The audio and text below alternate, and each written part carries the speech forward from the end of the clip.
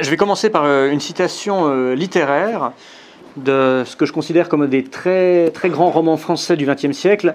C'est Gilles de Drieux-La Rochelle, qu'à mon avis, il faut lire en duopaque avec un autre roman qui est Aurélien d'Aragon, dont ils sont très proches par les thématiques, toujours l'histoire de jeunes vétérans de la Première Guerre et de leur difficulté à se réinsérer dans la société française pacifiée mais en crise. Deux bons romans. Pour moi, j'ai une préférence pour celui-ci, mais celui d'Aragon est très bon aussi. Ce sont deux romans frères. Et quelque chose dans ce roman m'a rappelé la situation que nous vivons. Le héros, Gilles, s'est lié d'amitié avec des gens de différents milieux, et notamment de milieux politiques. Il a un ami qui s'appelle Clérance, qui est un politicien qui va avoir un itinéraire plutôt bourgeois, plutôt conventionnel, mais dont il espère que peut-être il pourrait rejoindre une cause un peu plus révolutionnaire. Et des émeutes éclatent à Paris. Je ne sais plus si c'est explicitement les émeutes de février 1934 ou si ça y fait référence, mais en tout cas, l'idée est celle-là. Et Gilles se rend chez son ami, futur député, je crois, et il le trouve avec ses camarades, et il leur tient ce langage. C'est le moment pour vous, homme politique, de vous précipiter dehors au devant de lui. Donc lui, c'est le mouvement.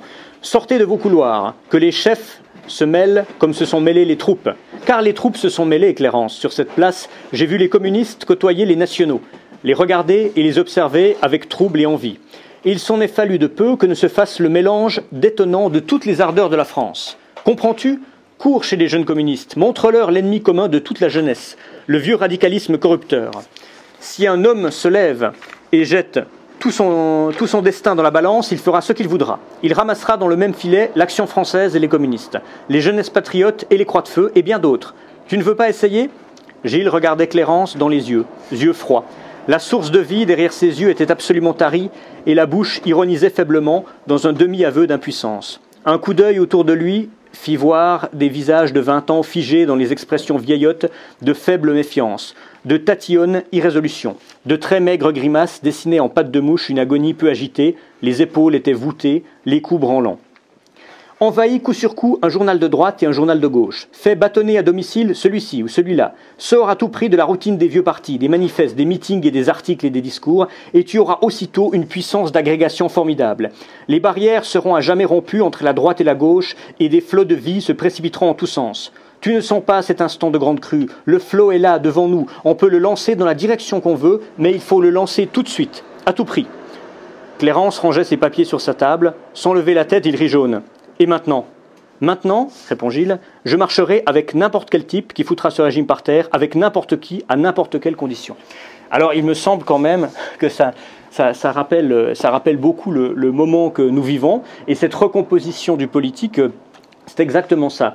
Et je pense que cette crise a réveillé pas mal de gens et a aussi modifié en profondeur les convictions de pas mal de gens, y compris les miennes, même si je pense appartenir à une famille de pensée qui a prophétisé et prévu depuis au moins 20 ans ce qui s'est passé. Seulement, sur certains points, j'ai moi-même été modifié par l'événement, dans la mesure où, moi j'ai une formation de base plutôt marxiste-léniniste, et s'il y a bien une chose que les marxistes-léninistes n'aiment pas, c'est les révolutions bordéliques qui ne sont pas structurées par une avant-garde et un parti d'avant-garde. Et Lénine a écrit un livre qui parle de ça, qui s'appelle le gauchisme, la maladie infantile du communisme, dans lequel il attaque ce qu'on appelle les spontanéistes. Alors les spontanéistes, c'est en premier lieu les anarchistes, mais dans la Russie de l'époque, c'était aussi ce qu'on appelait les socialistes révolutionnaires, c'était aussi ce qu'on appelle les nationaux-bolcheviques. C'est des gens qui avaient des enjeux de lutte communs avec les bolcheviks, mais qui n'étaient pas structurés de la même manière, qui étaient des barricadiers, des aventuriers des barricades. Lénine s'en méfiait beaucoup, il craignait ces débordements, et ensuite les spontanéistes n'ont cessé de revenir dans l'histoire révolutionnaire, et notamment l'histoire révolutionnaire française. 68 a été vraiment l'âge d'or du spontanéisme, à travers les Mao français, qu'on appelait les Mao Spontex. Spontex faisait à la fois référence au mot spontanéisme, mais aussi aux éponges grattoirs qui portaient le nom-là à l'époque, et le parti communiste français de l'époque, comme il s'appelait, Marchais par exemple, parmi les critiques plus ou moins légitimes qu'il faisait au 68 art, il y avait cette critique du spontanéisme en disant ce sont des romantiques, ce sont des aventuriers, ils ne sont pas structurés, ça ne donnera rien, ils seront infiltrés par des agents de dissolution, etc., etc. Et j'ai longtemps eu tendance à être d'accord avec ça. Je le suis toujours dans une certaine mesure, dans le sens où toutes les révolutions sont facilement sabotées si la structure est faible. Néanmoins, ce qui s'est passé avec les Gilets jaunes, c'est un mouvement spontanéisme. On ne peut pas l'appeler autrement, dans la mesure où il y a une auto-organisation spontanée du peuple à partir de quelques revendications de base et d'un signe de distinction et d'un étendard qui est le gilet jaune, et ça a plutôt pas trop mal marché. Sans doute que le mouvement gagnerait à être structuré, pour autant que cette structure ne soit pas un piège politicien de récupération par les uns ou par les autres, mais il n'empêche que ça m'a réconcilié avec l'idée spontex, l'idée de spontanéité, parce que plutôt que d'y voir de la faiblesse ou de l'immaturité, on y voit au contraire beaucoup de fraîcheur, de sincérité, et enfin l'expression d'une révolte qui n'aurait pas pu avoir lieu si elle avait voulu passer par le canal des partis. Au risque d'être provoquant, il y a des points communs entre la logique gilet jaune et la logique black bloc. Parmi mes errances de jeunesse, j'ai aussi fréquenté le mouvement Black Bloc, et ça me faisait toujours rire de lire les rapports de police sur le sujet, où on disait, en Suisse c'est un mouvement assez fort, hein, parce que c'est aussi par l'influence allemande, c'est comme toute une partie d'extrême gauche, Antifa, Black Bloc a toujours été plus forte du côté germanique que maintenant. Quelque part c'est un phénomène que vous découvrez maintenant, que les États-Unis découvrent maintenant, on en parle beaucoup depuis l'arrivée de Trump au pouvoir, chez nous ça existe depuis 20 ans. Et la police se disait toujours bon, il faut trouver le chef, il faut trouver le leader, qui tient la trésorerie, où sont enregistrés leurs statuts, est-ce que c'est une association de loi 1905. Ils se rendaient pas compte que le principe du Black Bloc, auquel peut-être l'esprit flic ne peut pas percevoir, c'est les groupes affinitaires, c'est l'auto-organisation. Le parallèle s'arrête là, certes, mais les Gilets jaunes, on ne peut pas les dissoudre comme on a dissous, je sais pas, le Bastion social, parce que je pense pas que les Gilets jaunes aient des statuts enregistrés quelque part. Et ça, il faut croire que c'est plutôt une force. Pour être un Black Bloc, il suffit de mettre une cagoule, de s'habiller en noir et de s'attaquer à la propriété privée. Pour être un gilet jaune, il suffit de manifester le samedi, de préférence avec un gilet jaune. C'est du spontanéisme. Et je pense que c'est plutôt une bonne chose. Surtout qu'en ce moment, nous n'avons pas le choix entre un mouvement hautement structuré et un mouvement qui ne l'est pas. On a le choix entre un mouvement révolutionnaire, alors vous peut-être que vous appelleriez ça contre-révolutionnaire, mais pour moi c'est presque pareil, et la répression de ce mouvement. Donc évidemment, rien que pour cela, c'est à soutenir. Ces gilets jaunes, tels qu'ils sont brandis comme signe de reconnaissance, font appel au mythe, au sens sorélien, plus qu'à l'idée, puisque les idées ne sont pas encore tout à fait claires, mais ce n'est pas une faiblesse. C'est-à-dire, Sorel disait, et là il était en rupture avec les marxistes classiques, l'image est plus forte que le concept sur les masses. Le mythe est plus forte que l'utopie, parce que moins abstraite. Le mythe, c'est l'élément moteur de l'action. Chez Sorel, c'était aussi un mouvement social, un peu différent, c'était la grève générale. La grève générale, selon lui, allait fasciner, méduser les masses par sa force d'évocation, plus que par son programme strictement politique. Il comparait d'ailleurs lui-même faisait des comparaisons historiques et mythiques entre les luttes syndicalistes et par exemple les conquêtes des pionniers américains arrivés sur le continent, ou bien les grandes batailles grecques, et il comparait les syndicalistes révolutionnaires aux Spartiates pendant la bataille des Thermopyles. Sans aller si loin dans le registre épique, il y a quelque chose de ça, dans la mesure où c'est une révolte qui pour l'instant a beaucoup joué sur l'image, sur le sentiment, en jouant sur les codes de la société de communication, parce qu'il faut bien le faire avec, plus que sur les idées. Et avant que ça arrive, c'est quelque chose que j'aurais peut-être critiqué, et maintenant je pense que c'est ce qu'il fallait faire. Barès disait dans les scènes et doctrines du nationalisme, on ne fait pas l'union des idées tant qu'elles demeurent des raisonnements. Il faut qu'elles soient doublées de leur force sentimentale. À la racine de tout, il y a un état de sensibilité. C'est exactement ça. Après, certains, du fait de la couleur du gilet et du fait qu'une couleur ait été utilisée, ont parlé de révolution de couleur.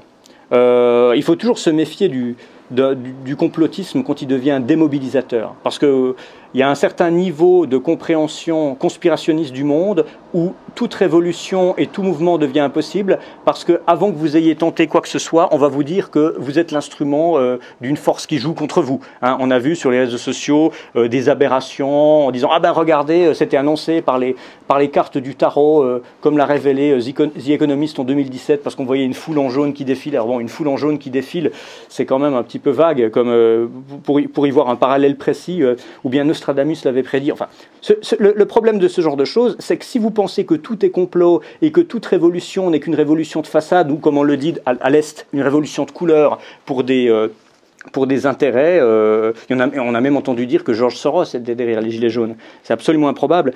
Je pense qu'il ne faut pas penser comme ça parce qu'on s'interdit toute participation à une action à partir du moment où on pense qu'elle est manipulatoire. Mais ça, ce genre de théorie du complot s'est retrouvé même dans les médias suisses. Je peux vous citer un exemple du Temps, qui est un quotidien édité à Lausanne, et qui, le 11 décembre dernier, parlait de manipulation russe, pour changer. Cette présence russe parmi les Gilets jaunes est visible sur le terrain. Diffusée sur les réseaux sociaux, une photo montre 2 hommes avec un drapeau de la République populaire de Donetsk, entité séparatiste en Ukraine, sur les Champs-Élysées. Bon, c'était Xavier Moreau sur la photo en fait. Mais ce qui est drôle, outre le fait qu'on a un individu bien identifiable qui est tout sauf un espion parce que c'est une personnalité publique, c'est l'idée de penser qu'on peut infiltrer une manifestation étrangère avec un drapeau. C'est comme si j'étais venu dans cette manifestation du Gilet jaune avec un drapeau suisse pour bien montrer que la Suisse vous manipulait. Si c'était le cas, ben, c'est justement le drapeau que j'aurais évité de brandir. Donc l'idée de l'entrisme à ciel ouvert, je trouvais que c'était assez original. Donc les médias véhiculent évidemment ce complot russe parce que c'est très à la mode. On en a déjà entendu parler au moment de l'élection de Trump. C'est toujours un procès en cours d'ailleurs aux États-Unis. Et hors des médias, les anti-gilets jaunes nous ressortent le truc. Il y a eu un article intéressant dans le Causeur du mois de janvier de Paulina Dalmaillé qui s'appelait la grande peur des bien lotis. Joli titre d'ailleurs, où elle est allée rencontrer de grands bourgeois qui ont accepté de témoigner de leur antipathie, de l'antipathie qu'ils avaient pour les gilets jaunes. Et il y en a un, je vous cite, Albert, 54 ans, gestionnaire de patrimoine installé sur la Côte d'Azur. Là, c'est la totale. C'est une révolution de l'envie. Je demande un éclaircissement et l'obtiens. La plus grande crise sociale depuis mai 68 serait une affaire d'algorithme. Selon Albert, elle a été attisée, sinon engendrée, par des serveurs étrangers, essentiellement russes, programmés pour remonter les messages d'indignation émotionnels et violents au détriment des analyses factuelles. Et ça, c'est quelque chose qu'on retrouve. J'ai eu quelques problèmes d'ordre judiciaire avec la DGSI à cause d'une vidéo que j'ai publiée, mais beaucoup de gens ont fait des vidéos. La mienne a eu une audience qui n'était pas dans l'ordre de grandeur habituel, puisqu'elle a été vue plus d'un demi-million de fois. Et c'est vrai que c'était étonnant. Et du coup, un journaliste a trouvé la solution et me l'a donnée et dit « Mais c'est les algorithmes russes. Vous avez, à votre corps défendant, les Russes ont mis en avant votre vidéo et de même qu'ils ont baissé les tweets de Macron. » Cela dit, tout est possible dans la guerre de soft power, mais ça me semble quand même un petit peu improbable pour dire que c'est le seul complotisme autorisé. Le complotisme russe, tous les autres, évidemment, sont très mal vus, et les médias, que ce soit BFM, CNews, TF1, France 2, sont tous sur cette lancée-là. D'ailleurs, à partir du moment où j'ai plus théoriquement pu remettre les pieds en France, je reviens ici, ça fait presque 3 mois que j'y suis pas allé, du coup je regardais la télé, ce que je faisais pas d'habitude, mais pour essayer de suivre un peu ce qui se passe. J'ai regardé toutes ces chaînes-là, on m'avait dit que c'était des chaînes de propagande, je le pressentais, mais je ne me rendais pas compte à quel point, sur les chaînes que je viens de citer, on est allé avoir, en guise d'expertise, un défilé de ministres, de préfets de police et de présidents de syndicats policiers. Il n'y a eu que ça. Les rares gilets jaunes invités étaient complètement caricaturés ou bien choisis selon un casting biaisé. Et finalement, la seule... ça va accréditer la théorie russe, ce que je vais dire, mais la seule chaîne qui faisait le boulot, c'était RT, Russia Today. J'ai regardé RT des heures, et il faut dire que Bon, évidemment, pour eux, c'était plus facile parce qu'ils se faisaient pas taper dans les manifs parce qu'on avait moins de choses à leur reprocher, alors que les gens de BFM qui se faisaient caillasser, se victimisaient ensuite, ils se faisaient pas tout à fait caillasser pour rien. Donc, Commerté était un peu plus en sécurité que les autres, ils sont restés plus longtemps, y compris sur les terrains où il y avait des risques physiques, pas à cause des manifestants, mais à cause de la police. Et ils ont fait un travail intéressant dans la mesure où on avait des micro-trottoirs, pas simplement des flashs comme à la quotidienne, mais des vrais micro-trottoirs où les gens prenaient le temps de parler, et où ceux qui avaient fait les manifs pouvaient retrouver l'ambiance qu'on y trouvait, c'est-à-dire cette ambiance d'agora populaire où des gens qui ne se connaissaient pas se retrouvaient au coude à coude et discutaient de politique, mais en leur laissant le temps de développer une idée qui ne se résumait pas à un slogan. Ça, c'est intéressant. Eux l'ont fait, plus quelques médias indépendants comme Vincent Lapierre, qui a fait un très bon boulot là-dessus. Et Sputnik, par exemple, a même été obligé d'écrire une lettre à Macron. Je vous en lis un extrait parce qu'elle est révélatrice. Ils disent: Monsieur le Président, nous vous demandons simplement de respecter notre travail et de ne pas faire diversion sur la crise qui touche la France en accusant un ennemi extérieur imaginaire, comme pourrait le faire une dictature. Notre agence ne dépend pas des subventions fournies par le gouvernement français, contrairement à la majorité des gros médias papier. Son capital n'est pas détenu par des milliardaires disposant d'intérêts privés. Nous reprenons des informations qui n'apparaissent pas dans d'autres journaux tels que les violences policières en France, que le ministre de l'Intérieur, malgré les très nombreuses vidéos publiées sur les réseaux sociaux, semble ignorer ou minorer. Notre objectif n'est ni de diviser la France, ni d'y créer un climat de haine. Il est de révéler ce dont les autres ne parlent pas, sans peur de suppression de subventions ou par idéologie. Alors, ils ont peut-être beau jeu de le dire ça, et je ne sais pas s'ils pourraient tenir ce même discours en Russie. Néanmoins, c'est vrai que, et c'est assez logique d'ailleurs, qu'il y ait une plus grande indépendance des médias étrangers, puisqu'ils ne sont pas liés aux intérêts de l'État français. Et ce qu'on attend des Russes, on devrait l'attendre de tout, d'Al Jazeera, de tous les médias étrangers ici. Et pourtant, je peux vous dire que ce n'est pas le cas partout. Les médias suisses, peut-être trop proches, ne sont pas capables de cette objectivité ou de ce détachement. Pour finir sur cette question du tropisme russe, c'est la thèse d'un auteur que je vous recommande qui s'appelle Fabrice Grimal, qu'on a interviewé presque 2 fois de suite, ce qu'on fait jamais dans Éléments, mais là vraiment on l'a interviewé une fois à la sortie de son livre et une fois dans le dernier numéro, parce que je pense que c'est l'auteur en France, pourtant il n'est pas très connu, mais qui a le plus vu l'éclatement de cette crise avant qu'elle arrive. Et sans vous faire un résumé de son livre, il écrit ceci. Son livre s'appelle Vers la Révolution. Il écrit ceci: pour ce qui concerne la France, il paraît clair qu'une prochaine révolution serait à dominante anti-impérialiste et par conséquent plutôt pro-russe que pro-américaine, si en dernière instance il fallait choisir un camp. Un dirigeant comme Vladimir Poutine suivra forcément de près d'éventuels développements révolutionnaires dans l'Hexagone, je pense que c'est le cas, ne se privant pas d'attiser les tensions et de se ménager des amitiés. Son discours patriote musclé, associé à sa posture d'opposition à l'ingérence américaine partout sur la planète, rallie déjà spontanément à sa cause tous ceux qui, tant qu'à chuter, ne veulent pas que ce soit du côté américain qui représente pour eux l'impérialisme concret et la domination sans partage des multinationales, sans même parler de ceux qui craignent à tort ou à raison l'instauration d'un nouvel ordre mondial, sorte de gouvernement planétaire sous domination américaine. On peut donc affirmer que d'une manière ou d'une autre, directement ou indirectement, les futurs révolutionnaires français seront liés à la Russie. Alors de sa part, ce n'est pas une déclaration d'intention, il n'est pas du tout poutinolate, c'est simplement une réflexion stratégique. Je pense qu'une révolution comme les Gilets jaunes doit être une révolution évidemment patriotique, donc absolument pas téléguidée par qui que ce soit. Néanmoins, tout ça c'est une question tactique. Pourquoi est-ce que beaucoup de défenseurs de Gilets jaunes vont parler sur Sputnik ou Russia Today? Tout simplement parce qu'on ne les invite pas ailleurs et que ça leur permet d'avoir une tribune, et ils ont bien raison de le faire. Il faut être jaloux de son indépendance, mais on est dans une guerre du soft power qui passe aujourd'hui par les médias, y compris les médias d'État, et il faut saisir toutes les opportunités. Et ensuite, quant à savoir s'il faut se réconcilier avec l'Est de manière géopolitique, c'est un autre problème qui arrivera après. Il n'y a pas que la Russie dans les rapports avec l'étranger. Récemment, on a parlé de l'Italie. Le vice-premier ministre Di Maio a fait grincer des dents dans l'Élysée parce qu'il a rencontré tout à fait sans s'en cacher des gilets jaunes.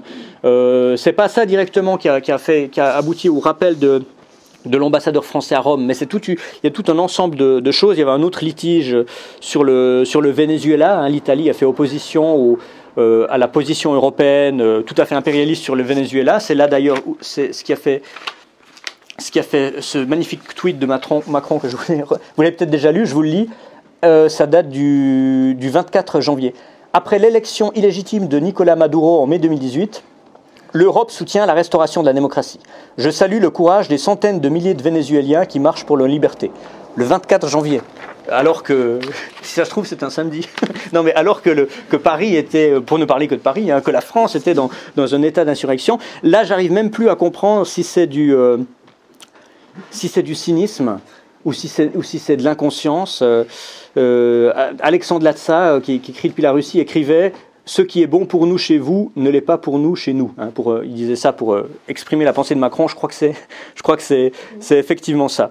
Mais c'est amusant que le soutien vienne de l'Italie et du mouvement 5 étoiles, en l'occurrence. Même si Salvini s'est aussi fendu de déclarations assez sympathiques à l'endroit des Gilets jaunes. Il y a un parallèle à faire. Avec la revue Éléments, on était une semaine en Italie pour une série de reportages. Pour voir un petit peu sur la transition politique qui est à l'œuvre en Italie.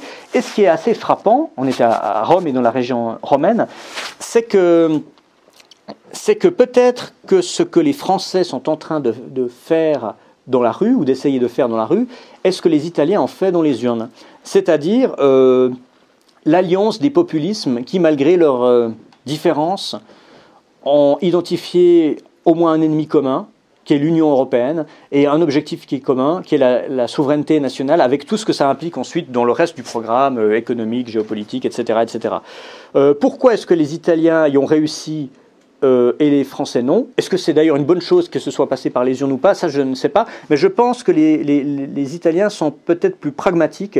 Je pense que des gens comme Salvini ou les gens du mouvement 5 étoiles ont tendu une main, ont fait un effort que des Français comme, je sais pas, comme Marine Le Pen ou Mélenchon ne sont pas prêts à faire, toujours aujourd'hui, peut-être moins que jamais, parce qu'en France, on aime bien les guerres de chapelle, on est le pays des gens qui ont des idées, et quand on a des idées, on n'a pas envie de transiger, donc toute négociation doctrinale est considérée un petit peu comme une trahison.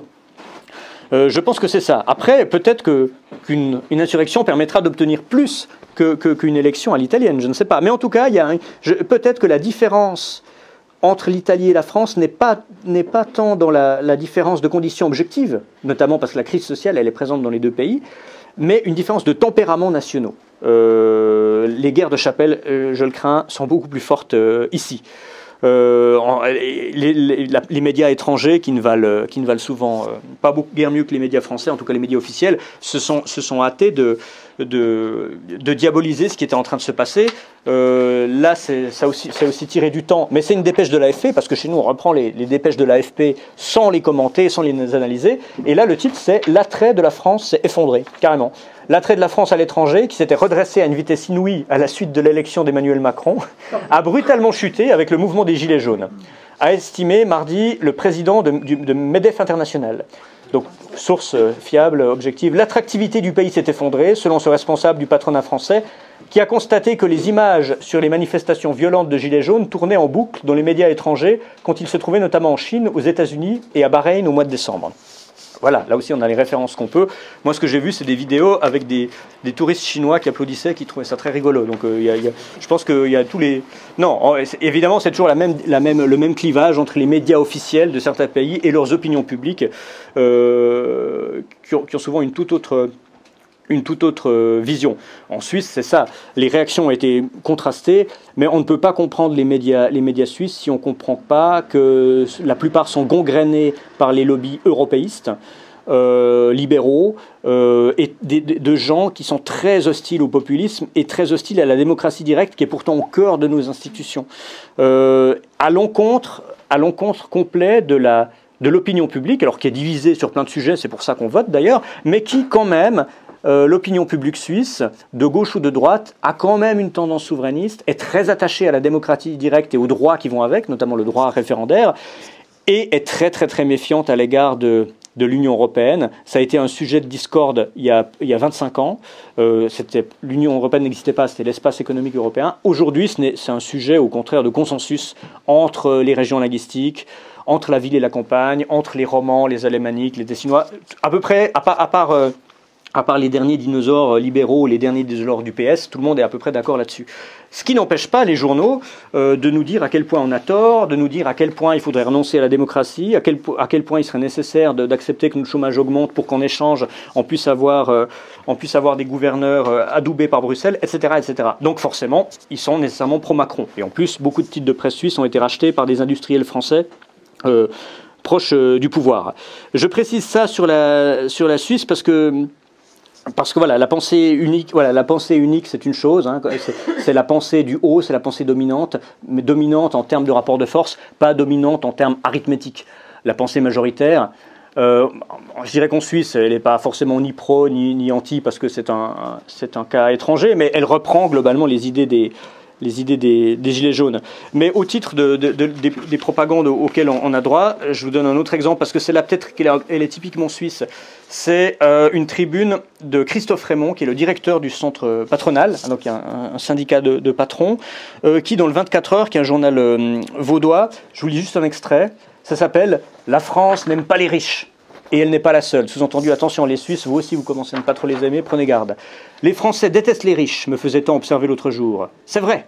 Alors que l'Angleterre représente la société mercantile par excellence, l'argent paraît n'avoir aucune place dans le corpus d'idées français. La haine du matérialisme y est partagée à gauche comme à droite, des républicains aux socialistes, des indignés aux catholiques. En ayant ces phénomènes à l'esprit, on comprend aussi pourquoi un pays peut éprouver une satisfaction collective à punir les riches, quitte à prendre des décisions économiques contraires à l'intérêt de la société dans son ensemble.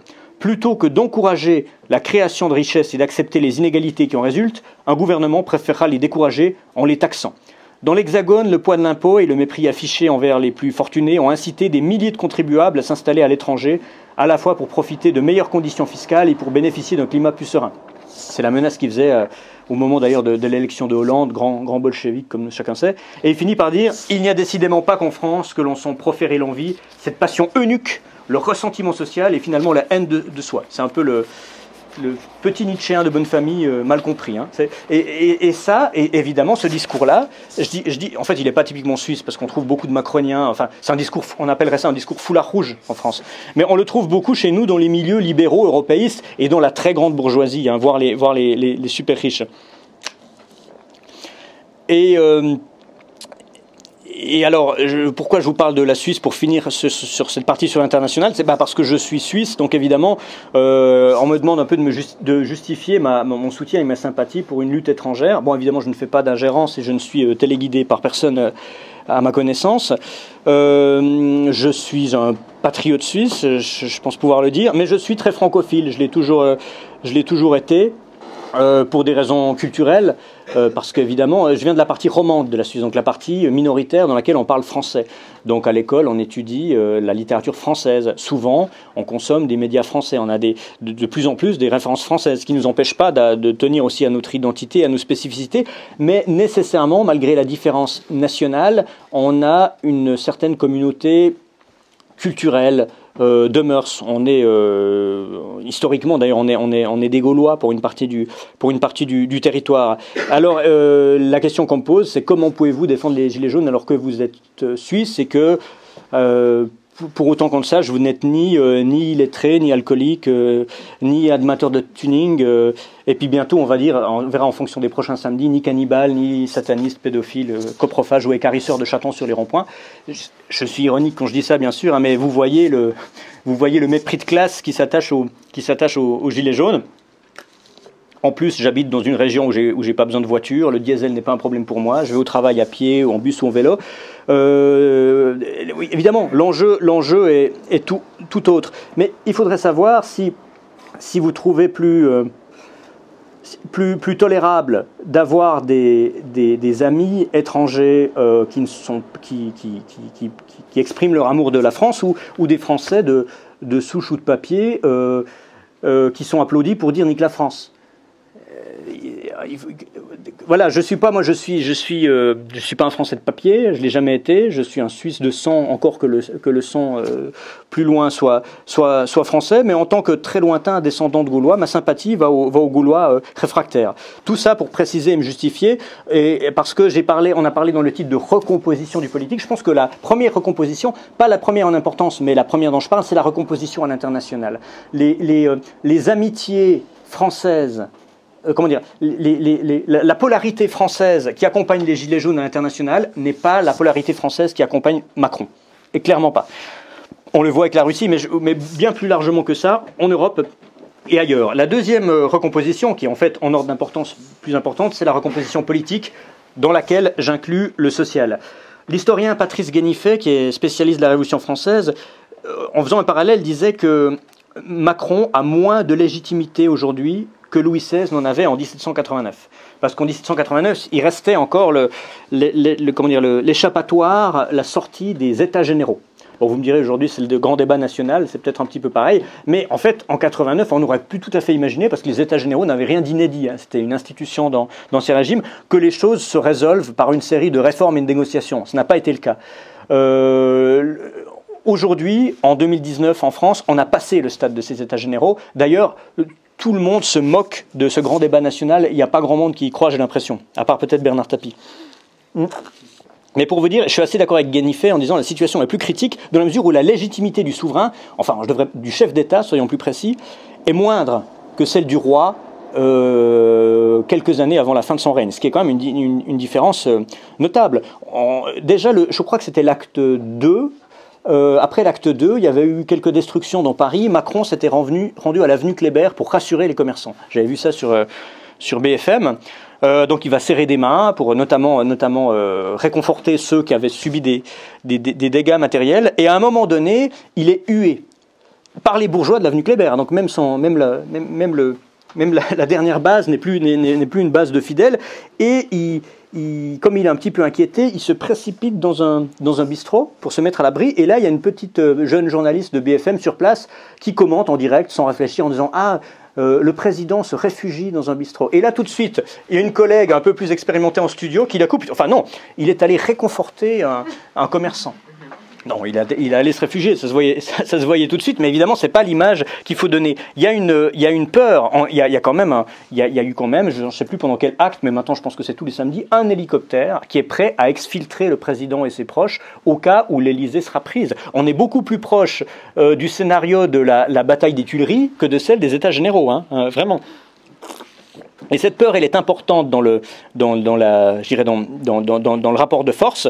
C'est une révolution sociale et patriotique. D'ailleurs, j'ai vu passer un mème royaliste qui m'a fait sourire, qui était tiré d'ailleurs de RT, je crois, où on voyait un Français d'origine africaine à qui on demandait pourquoi vous êtes dans la rue, et il répondait pour rendre la France aux Français. Alors évidemment, ça fait rire tout le monde, mais moi je ne sais pas comment les auteurs de ce même l'ont vu, mais moi je dirais plutôt que ça m'a fait sourire que rire, mais pas dans le sens moquerie. Au contraire, je suis très heureux de voir ça, et je pense que contrairement à ce qu'on a dit d'ailleurs, on a dit les Gilets jaunes sont une manifestation de petits blancs. C'est en grande partie le cas, mais pas de manière aussi homogène que ça, d'après ce que j'ai vu. Après je me suis retrouvé dans des manifestations de fin d'après-midi quand les banlieues se réveillent vers midi comme ça, puis qui gentiment ils prennent le RER. Donc là c'était plus métissé, mais pas forcément dans le bon sens du terme.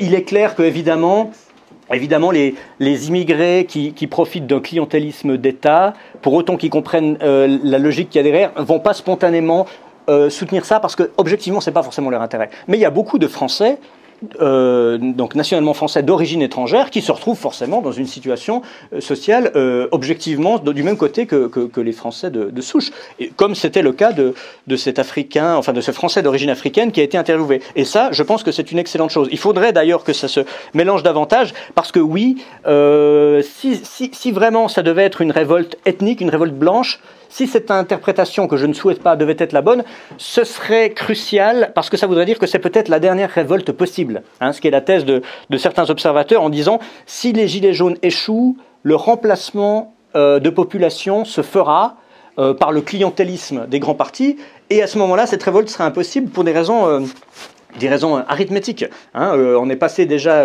il y a longtemps, des banlieues rouges aux banlieues beurre, dans un objectif évident de démobilisation sociale. Les syndicats le savent pertinemment, ils sont les premiers touchés par ça, même si la plupart n'osent pas le dire. Donc, que cette interprétation soit vraie ou pas, peut-être que ce mouvement est crucial, et peut-être que cette possibilité historique est la dernière avant longtemps. raison pour laquelle il faut y aller. Cette crise a fonctionné comme révélateur. En cela, elle est intéressante parce qu'elle a révélé chez les ennemis du mouvement une haine de classe, une haine antipopuliste, antidémocratique et finalement anti-française, qui était déjà latente et dont on avait l'habitude, on pourrait écrire des livres noirs de ça, mais qui est beaucoup plus forte.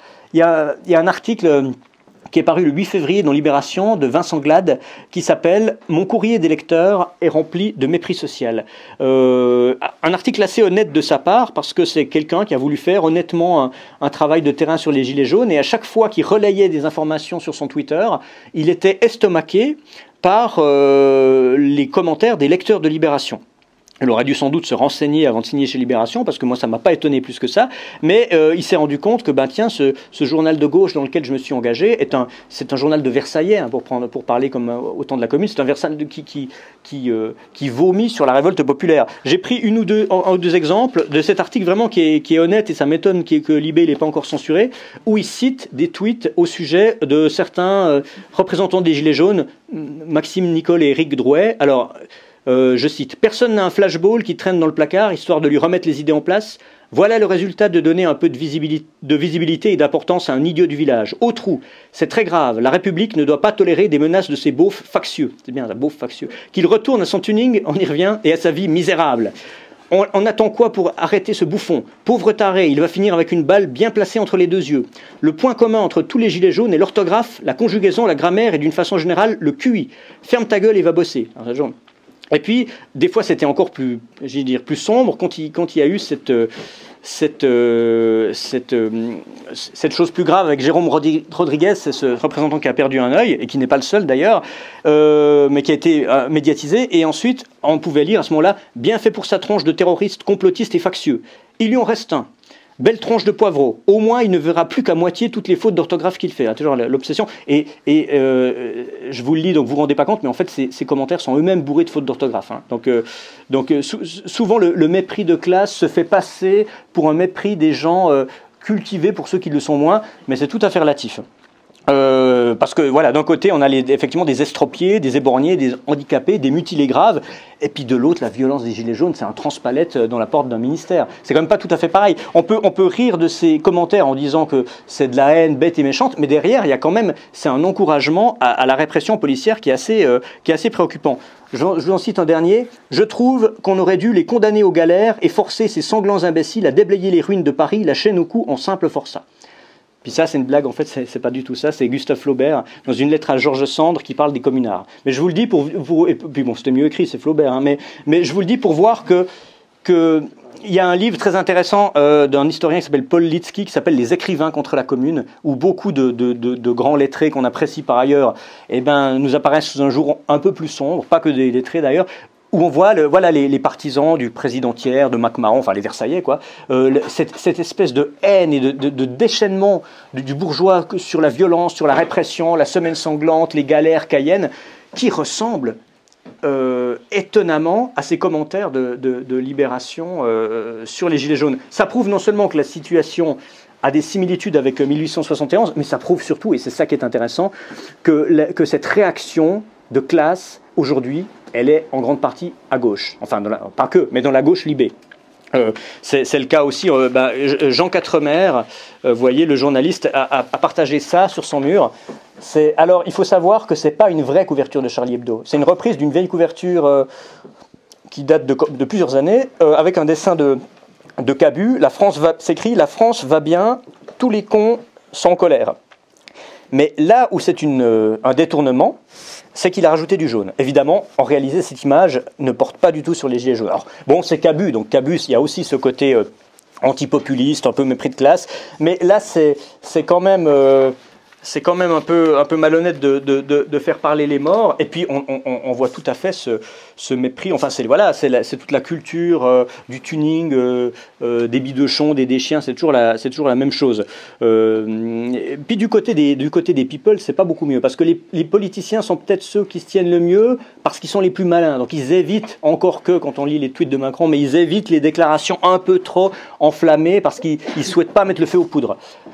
Les personnalités du showbiz, des arts et des lettres, on ne sait pas ce qu'ils souhaitent exactement, mais ils ne sont pas forcément conscients du pouvoir inflammatoire de leur tweet ou de leur déclaration publique, parce qu'ils ont perdu pied avec le réel. Je pense par exemple à Mathieu Kassovitz, qui en a fait des belles. Alors il relaye tous les tweets de Macron, les déclarations officielles, en rajoutant merci. Hein, donc on parle bien du héros des banlieues, du rap et de voilà. Ben, vous voyez les gens. Ensuite, ils traitent les gilets jaunes de petits bourgeois, d'enfants gâtés, en disant que leurs revendications sont bourgeoises parce qu'elles se basent sur le confort.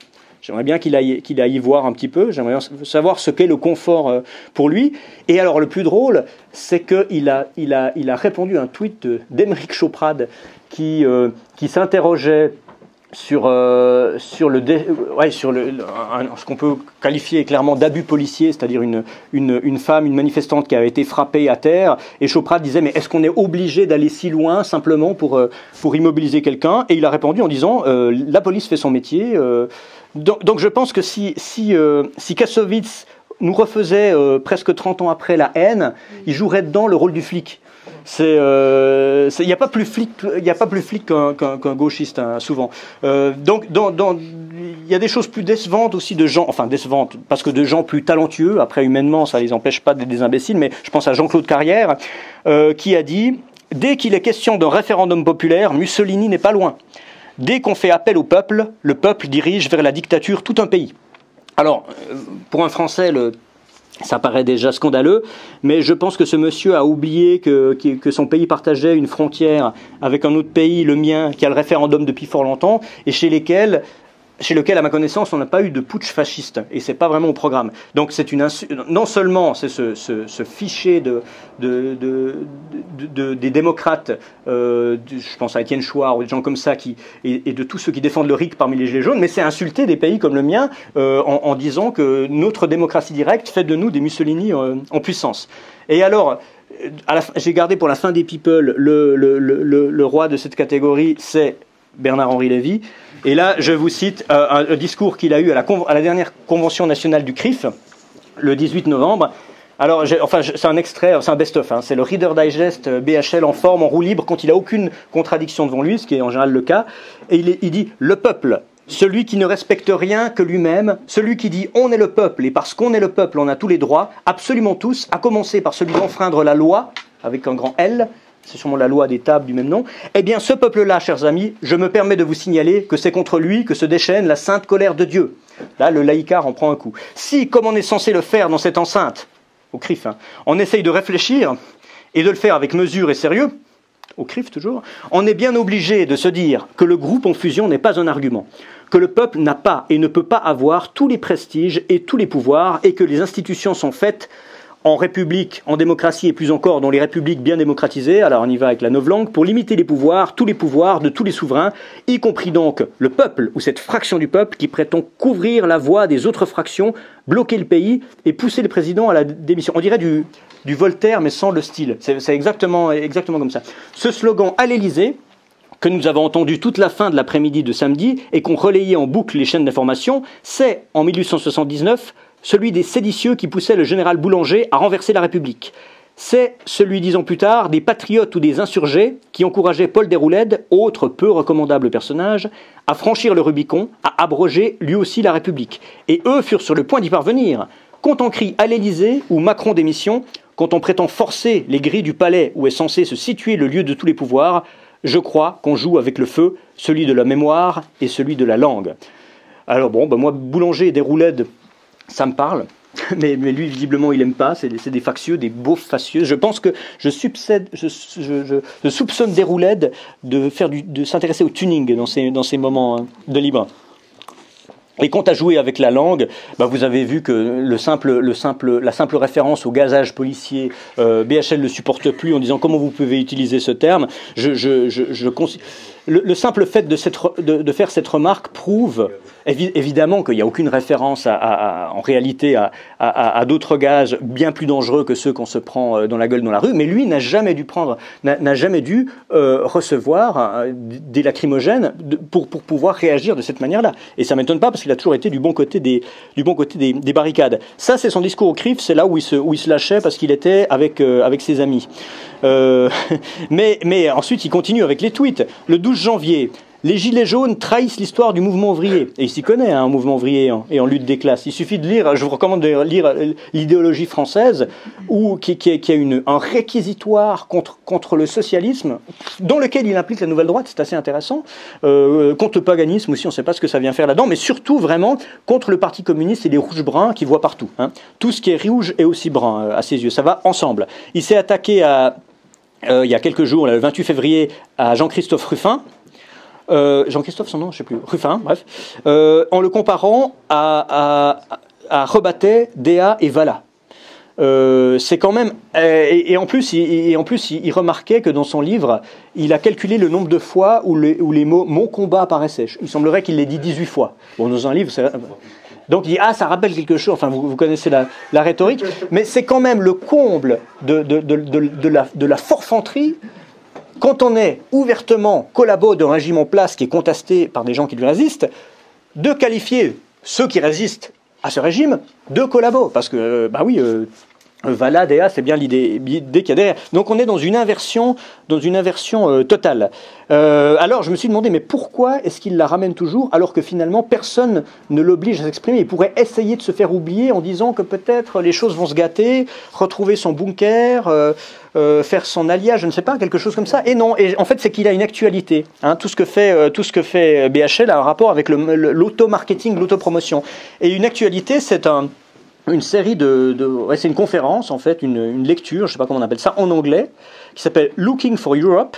Je suis allé sur son site parce qu'il devait passer en Suisse ce mois-ci et il a annulé. Je ne sais pas pourquoi, il a préféré aller en Ukraine. J'espère que les Suisses vont s'en remettre parce que c'était quand même 70 francs suisses, c'est assez cher pour eux. C'est l'équivalent du prix d'un des derniers concerts de Michael Jackson de son vivant. Alors je ne sais pas s'il casse sa guitare ou s'il écrase des poussins pour mériter ce prix-là. Mais je suis allé voir sur le site Looking for Europe, en tout cas le site suisse, et on nous présente les choses comme ça. Qu'est-ce que c'est ce spectacle? Un hymne à l'Europe, interprété dans une quinzaine de villes.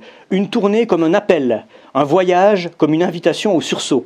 La contribution d'un écrivain à la nouvelle résistance européenne.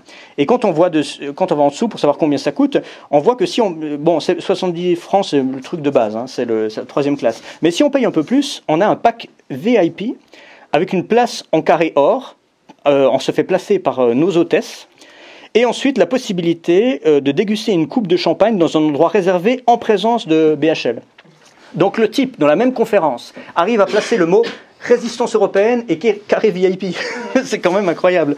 Alors ça, évidemment, on se dit, mais le cynisme est absolu. Je pense, pour reprendre l'expression d'Orwell, que cette fameuse d'essence commune dont parle Orwell, il a raison. À partir d'un degré de déconnexion sociale du fait de sa fortune et de son pouvoir, je pense qu'ils ne se rendent même plus compte. Ils pensent même que ces tweets vont peut-être convaincre du monde, vont faire soulever, vont faire sortir des foulards rouges de terre, je ne sais pas. Mais je pense vraiment qu'ils ne se rendent pas compte qu'à chaque fois qu'il écrit quelque chose sur Internet, ça fortifie le mouvement des Gilets jaunes. Et heureusement, il n'y a jamais personne pour répondre. Il y a quelqu'un, qui est un de mes amis et compatriotes, qui est Slobodan Despot, qui, dans l'émission Infrarouge, qui est une émission, un talk show sur la RTS, donc la télé suisse romande, lui a dit, alors j'ai noté la citation parce qu'il n'a pas eu beaucoup la parole, hein, BHL parlait tout le temps, puis de temps en temps, et vous, qu'est-ce que vous en pensez?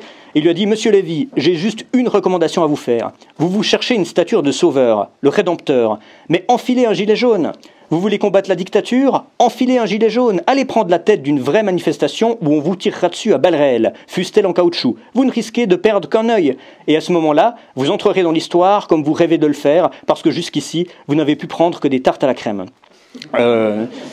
Passage qui a beaucoup circulé sur les réseaux sociaux et qui a été ensuite censuré, vraisemblablement par la télé suisse. Et sans vouloir faire le malin, Slobodan Despot, qui est un des seuls qui a tenu tête à BHL, mais qui, il y a quelques années, avait tenu tête aussi à Raphaël Glucksmann chez Tadei, est un collaborateur d'Éléments et est un Suisse. Alors je ne sais pas si on dispose d'une liberté de parole que vous n'avez pas, mais enfin non, mais en réalité je sais bien que tout le monde voudrait répondre à BHL, mais qu'on vous tend jamais le micro. Et quand c'est pas lui qui parle, c'est certains de ses partisans. La règle du jeu, qui est le site sur lequel il officie, on trouve un certain Laurent David Samama, qui a écrit un texte qui s'appelle « Bienvenue dans la France white trash ». Donc on devine tout de suite la suite. Je vous lis un extrait. Qui sont vraiment les leaders gilets jaunes, hormis des populistes qui refusent catégoriquement de s'organiser? On retrouve la question de la spontanéité, et permettent de fait aux excités de tous bords, gudards, indigènes, royalistes, œuvres françaises, manif pour tous, pro-russes, toujours, d'intégrer leur mouvement. Coincés entre un Burger King, un Kiabi et un Centre Leclerc, tenant les ronds-points de la France moche, avec un M majuscule, et se rêvant sans culotte. Tout juste se perdent-ils lorsqu'on les interroge dans le gloubi-boulga incohérent de leurs doléances. Ces hommes et ces femmes expriment une colère sourde et dépolitisée qui ressemble finalement à une véritable aubaine pour politiciens en quête de second souffle. Mélenchon, Dupont-Aignan, Wauquiez même, et tous, et déstabilisateurs de tous bords, Soral, Dieudonné, Manif pour tous, Veilleurs ou Black Bloc. Voilà comment on souffle sur les braises d'une colère profonde, entretenue par un inquiétant retour à la fake news plutôt qu'aux voies traditionnelles d'information. L'agenda Gilets jaunes n'a rien à voir avec l'objectif progressiste. Les premiers, donc les Gilets jaunes, sont des terriens enracinés jusqu'à l'absurde, abreuvés de fake news et enclins à l'emploi de solutions radicales, alors que les seconds, les progressistes, sont des promoteurs patients de changement. Bon, bah alors là, le mépris social est comble, mais au moins, quand je disais que c'est un révélateur politique, là, on voit qu'il y a presque une rupture anthropologique entre ces deux Frances, entre voilà la convivialité des ronds-points, parce que c'est aussi quelque chose qui s'est révélé, qui est secondaire, mais qui a permis à des gens qui ne se parlaient pas forcément dans le stress du quotidien de se retrouver. Et quand on doit tenir un lieu, qu'on doit patienter des heures, on parle. Et moi, ce qui m'a frappé, j'ai fait pas mal de manifestations et j'en ai fait, je dois dire, des plus violentes, et ça vous étonnera peut-être, mais les plus violentes que j'ai fait, c'était plutôt en Suisse, face au forum de Davos, dans les Grisons, ou face au G8 qui était à l'époque à Évian, donc juste à côté de la frontière. Mais donc c'est pas les pires manifs que j'ai vus au sens répressant, mais par contre c'est la première fois que je voyais ce que j'appellerais une manif populaire.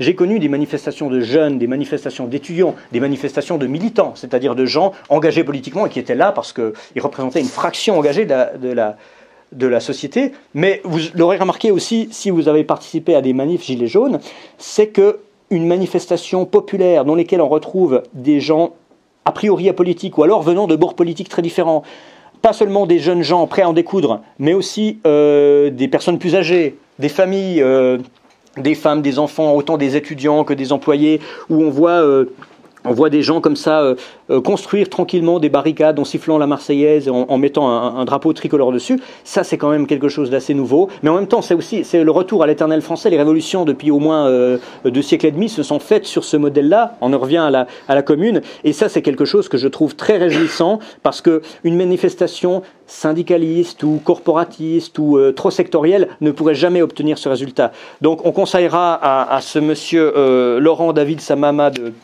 d'aller pleurer dans les jupes de sa maman, ou alors de rejoindre les foulards rouges qui sont c'est facile, hein, on n'a dit pas le physique, mais le nom on peut, qui sont d'ailleurs peut-être le plus gros canular, parce que je crois qu'il n'y a eu qu'une seule manif, hein, des foulards rouges. Au début, les gens, j'ai vu ça sur les réseaux sociaux, étaient choqués en disant mais le cynisme est poussé tellement loin, les banderoles pour l'abolition de l'impôt sur la fortune ou pour la défense des banques, enfin c'était trop, et effectivement c'était trop. C'est-à-dire qu'on a appris par la suite que beaucoup de gens qui s'étaient exprimés devant les caméras de télévision étaient des farceurs. il y a eu un type de ce forum-là de farceurs, là, forum 18-25, qui a revendiqué ensuite qu'il s'était fait passer pour un macroniste en défendant carrément l'exploitation de l'homme par l'homme poussée très loin. Et c'est d'ailleurs là c'est RT qui s'est fait avoir, mais d'autres aussi. Et ça fait penser à ce que faisait dans le milieu altermondialiste il y a une quinzaine d'années un groupe américain qui s'appelait les Yes Men. Eux, je ne sais pas si vous avez entendu parler, ils font des vidéos un peu dans le goût Michael Moore, mais ils poussaient les trucs très très loin et ils arrivaient à duper des actionnaires, à organiser des séminaires, des colloques où ils finissaient par tourner les capitalistes en ridicule après qu'ils aient compris que que ce soit un canular.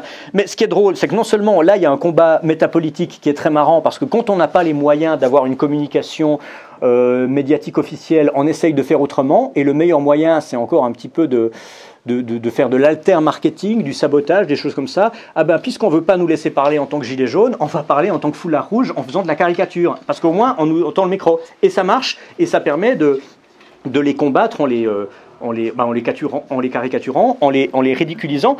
Mais là où ça va plus loin, c'est que quand on a vu, dans les 48 heures, quand le truc a été inventé, que la quasi-totalité des apparitions médiatiques ou des photos qui circulaient dans la presse ou les réseaux sociaux étaient le fait de farceurs, on se dit mais en fait les foulards rouges n'existent pas. Si on retire tous les gilets jaunes qui ont changé de couleur pour rigoler, il reste qui ? Je me demande s'il existe un foulard rouge, mais un vrai, c'est-à-dire qui croit vraiment ce qu'il dit.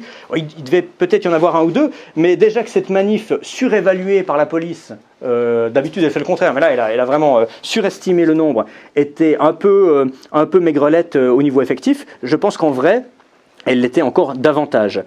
Donc cette principale recomposition politique, c'est tout simplement qu'on sort du créneau gauche-droite. Quand je vous disais que beaucoup d'entre nous ont théorisé ça avant que ça arrive, c'est effectivement le cas. Maintenant, quels sont les clivages qui se manifestent dans cette crise ? C'est le peuple contre les élites. Ça paraît simpliste, mais c'est ça. C'est les populistes contre les oligarques.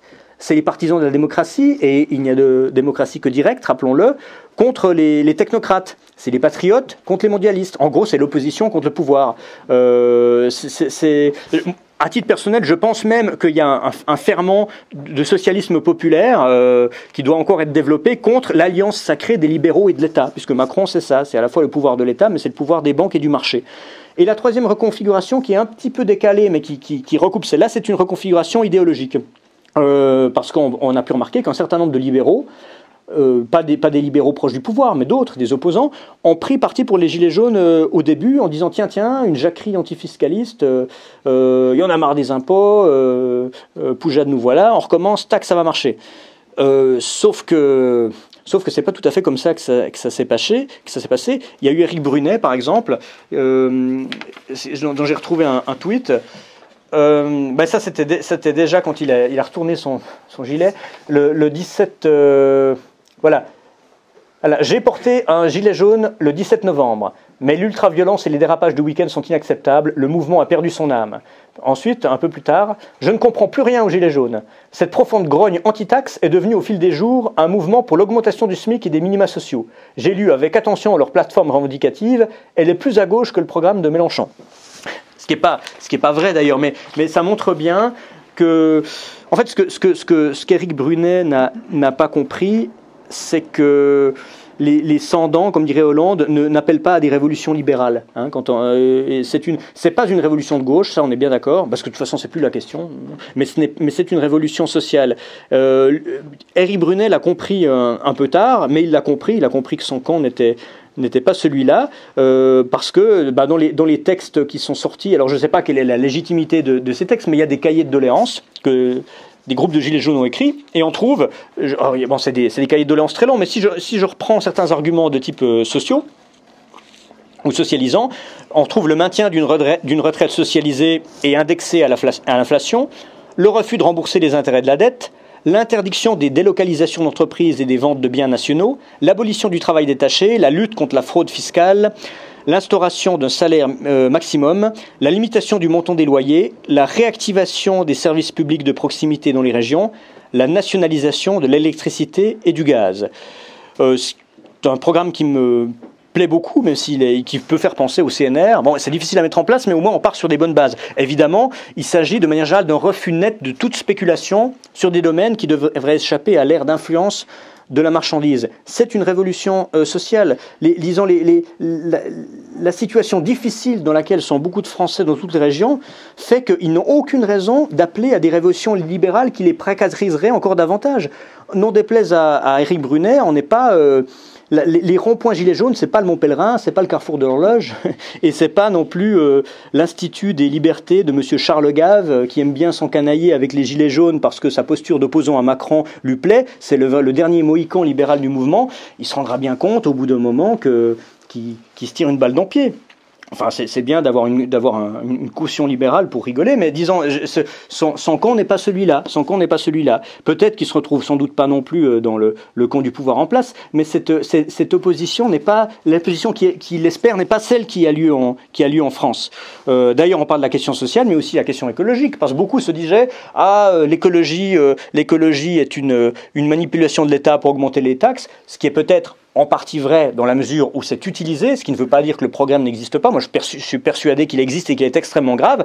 Mais les gilets jaunes ne sont pas des gens qui, à cause de leur goût pour le tuning, j'arrête après sur le tuning, veulent dépenser le plus de diesel possible. C'est des gens qui ont besoin de diesel pour se déplacer et qui le trouvent de plus en plus cher. C'est pas une position anti-écologique de dire ça, ou alors il faudrait créer un nouveau système de transport ou de relocalisation du travail, ce à quoi on arrivera sans doute à la fin par nécessité. Beaucoup de décroissants, donc quand je dis décroissants, c'est des écologistes sérieux, hein, c'est pas Europe Écologie Les Verts, ont pris parti pour les Gilets jaunes. Je pense à Jean-Claude Michéa, qui est un des premiers intellectuels à avoir salué les Gilets jaunes, alors que tout le monde sait qu'il est antiproductiviste et écolo et décroissant. Mais parce que la révolte des Gilets jaunes n'a rien d'anti-écologique. D'ailleurs, dans la liste des revendications, il y avait notamment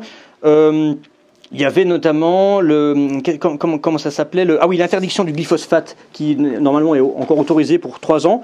Les Gilets jaunes voudraient qu'il ne le soit plus. Seulement, s'il faut payer, et sans doute qu'il faut faire un effort financier pour sauver la planète, mais pourquoi ceux qui ont le moins devraient être ceux qui payent le plus? Les Gilets jaunes ont l'impression qu'ils doivent payer pour les autres, et les autres, c'est souvent leurs compatriotes les plus riches. Quand on voit que la fraude fiscale en France s'élève à 80 milliards par an, oui, on n'a même plus la notion, hein. C'est peut-être de ce côté-là qu'il faudrait aller chercher. On parle toujours de la dialectique, la fin du monde contre la fin du mois, comme si c'est bien trouvé comme expression, mais évidemment c'est à prendre au deuxième degré. On peut se préoccuper de la fin du monde et de la fin du mois, mais c'est une question de hiérarchie en termes de survie. Il y a sûrement des pistes dans tous les ateliers qui se mettent en place autour des Gilets jaunes réfléchir sur la gentrification, parce que c'est une révolte contre la gentrification. Quand Christophe Guilly parle de la France périphérique, c'est qu'on a repoussé les gens toujours plus loin des centres urbains. C'est pas forcément la France rurale éternelle, même si elle aussi elle souffre, mais c'est aussi des gens d'anciens urbains qui ont été déplacés. Il y a l'étalement urbain sur les campagnes, la question des transports et notamment du service public.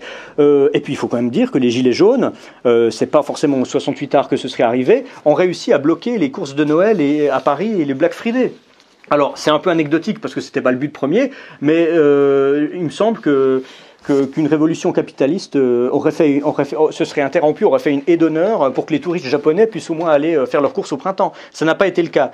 Donc il y a vraiment un décalage, et ce décalage parmi les vieux pouvoirs et les vieilles idées se retrouve autant à gauche qu'à droite.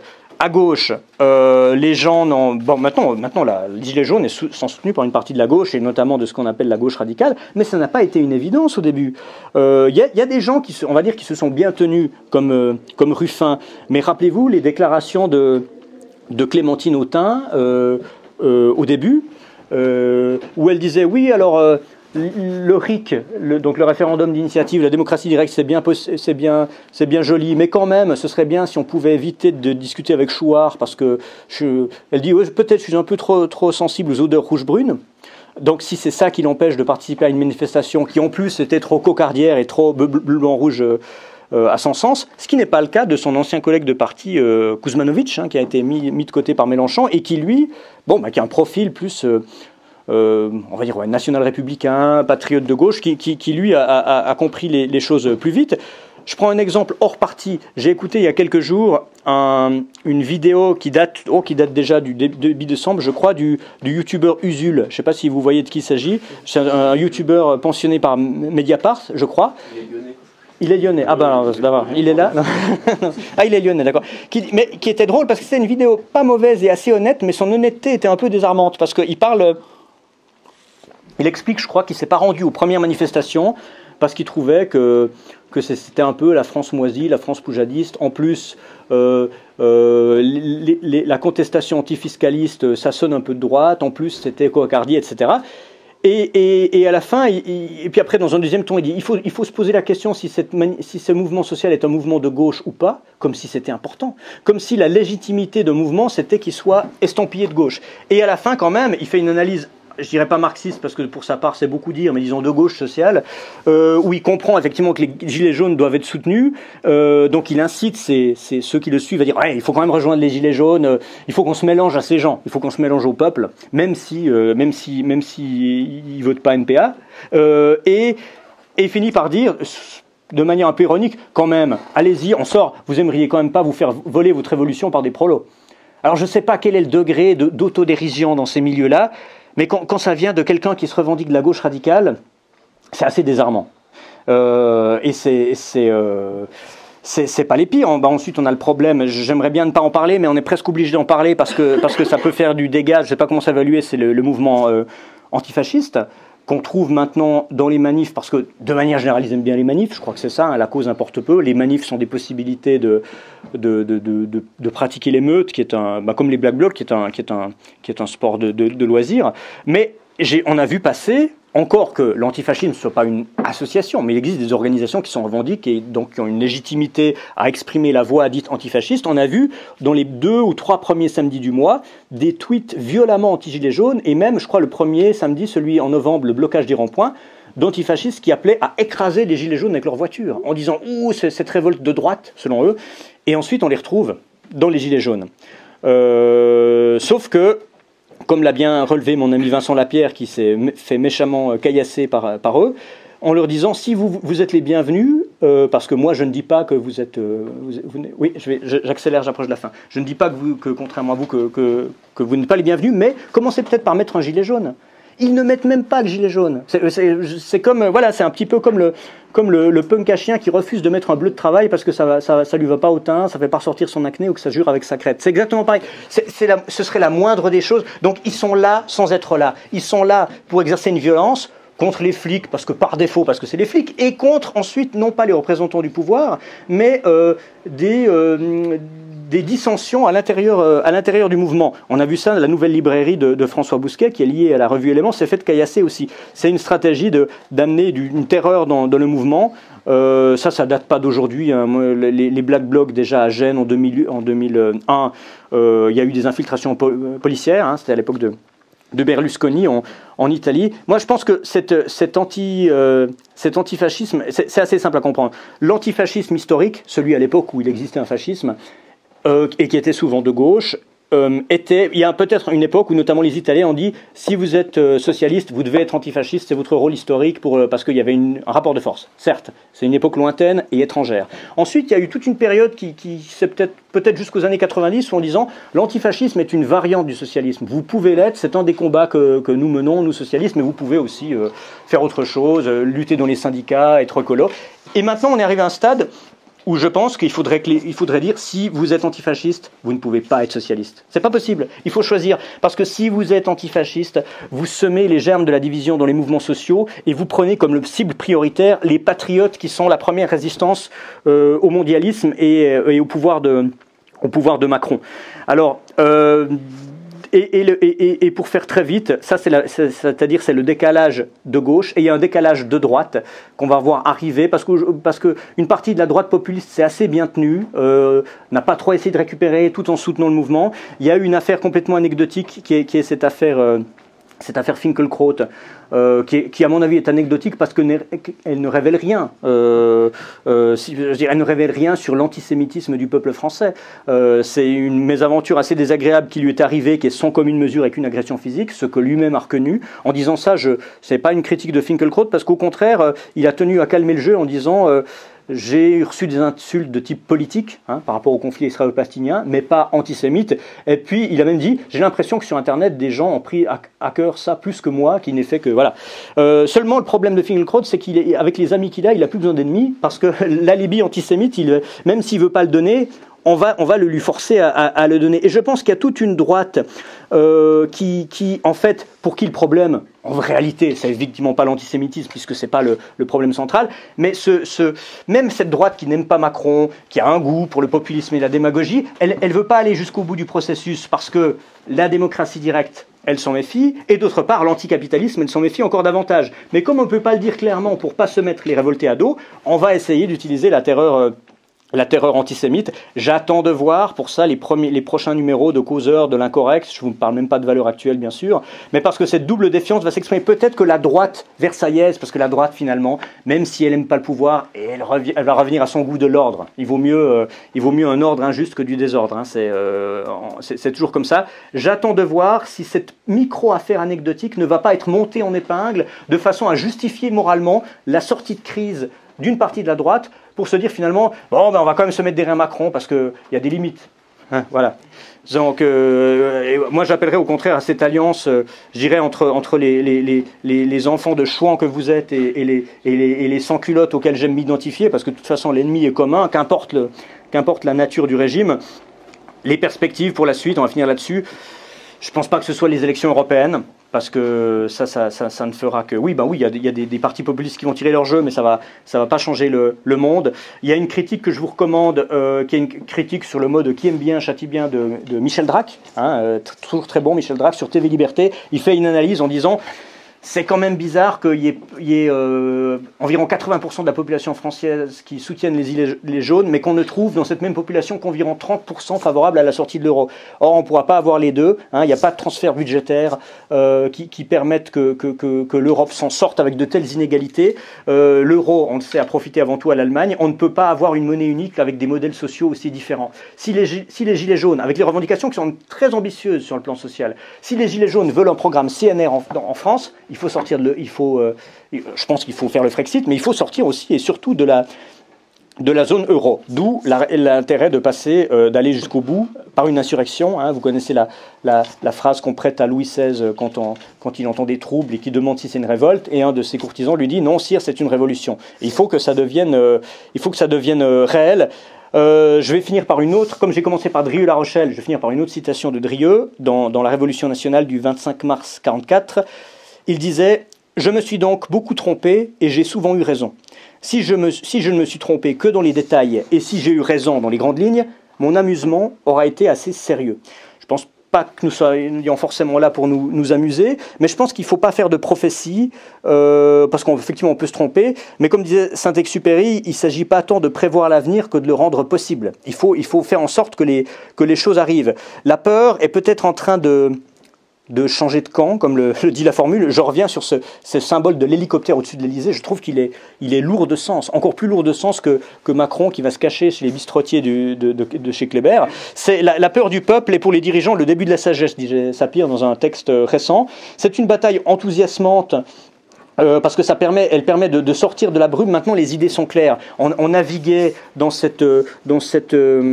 clivage gauche-droite qui, un petit peu comme une étoile qui brille encore, mais qui a cessé d'exister, était déjà dépassé par le réel, et notamment par l'opinion publique, et l'opinion publique l'a montré grâce aux Gilets jaunes. Donc au moins maintenant, les enjeux sont clairs, parce qu'on ne nous demande pas de choisir entre deux spectres dans lesquels on ne se retrouve pas, mais entre des enjeux, entre le peuple et les élites.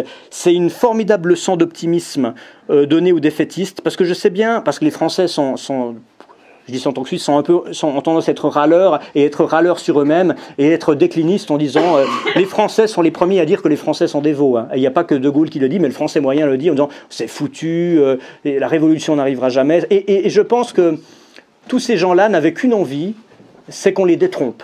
Et ils ont été détrompés, donc je pense qu'ils sont très heureux de s'être plantés dans leur jugement, et que maintenant ils vont donner leur force au mouvement. En tout cas, qui vivra verra, mais pour l'instant c'est à nous de jouer. La bataille est dans notre camp, c'est-à-dire avant tout dans le vôtre. Je vous remercie pour votre attention.